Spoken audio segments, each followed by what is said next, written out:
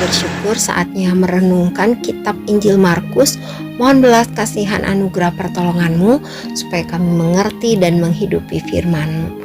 Terima kasih Bapa, dalam Putra-Mu Tuhan Yesus Kristus kami berdoa bersyukur. Amin. Hai anak-anak, jumpa lagi dalam Renungan Habatus. Yuk kita lanjutkan renungan kita dari kitab Injil Markus pasal 10 ayat 32 sampai 34.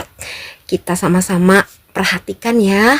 Nah anak-anak, Tuhan Yesus dan murid-muridnya sedang dalam perjalanan menuju Yerusalem.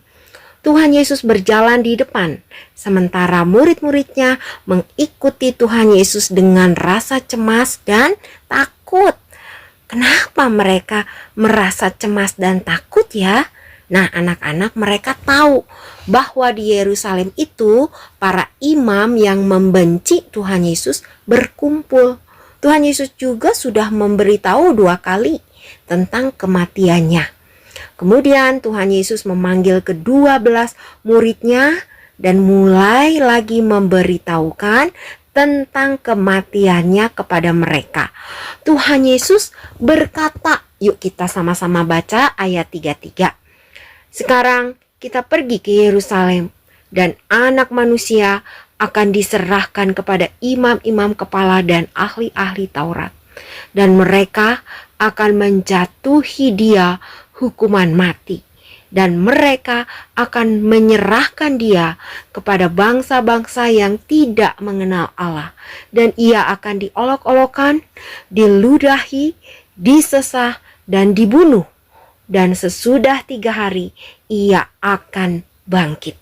Nah anak-anak, Tuhan Yesus tidak mau murid-muridnya merasa takut ataupun cemas. Karena Tuhan Yesus adalah Allah yang berkuasa. Tuhan Yesus menceritakan bagaimana ia akan menderita karena dianiaya, diolok-olok, dan diludahi oleh orang-orang berdosa.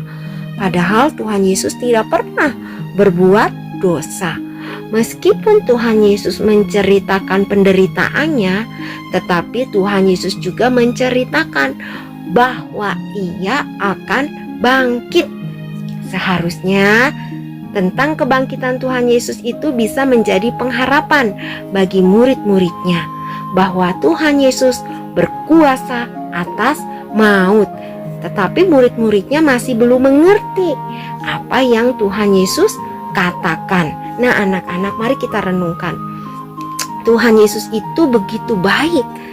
Apakah ia harus mengalami penderitaan seperti itu? Apakah Tuhan Yesus hanya bisa mengampuni manusia dengan cara menderita? Murid-murid memang merasa Tuhan Yesus tidak boleh mengalami penderitaan seperti itu. Tetapi dalam Alkitab, di kitab Ibrani dicatat hampir segala sesuatu disucikan menurut hukum Taurat dengan darah. Dan tanpa penumpahan darah tidak ada pengampunan. Jadi Tuhan Yesus memang harus menumpahkan darahnya untuk menebus kita dari hukuman dosa. Meskipun prosesnya tidak menyenangkan, tetapi Tuhan Yesus rela mengalaminya agar kamu dan saya diselamatkan. Nah anak-anak, mari kita bersyukur karena kasih-Nya yang besar bagi kita. Mari kita memberitakan penderitaan, kematian, dan kebangkitannya dengan penuh keyakinan dan kebanggaan. Karena itu adalah bukti kasih-Nya bagi kita.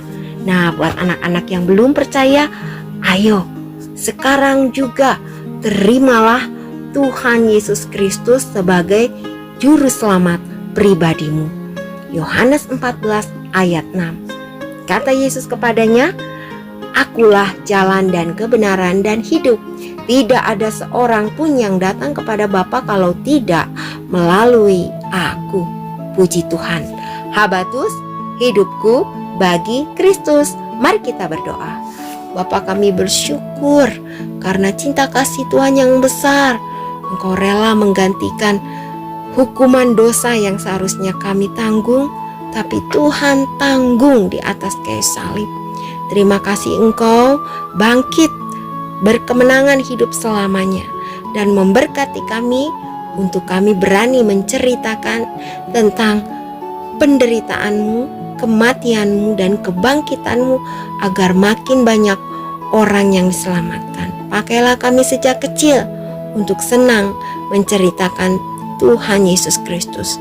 Ampuni dosa-dosa kami karena kami masih sering melanggar perintah-Mu.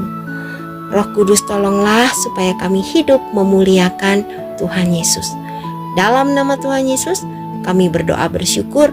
Amin.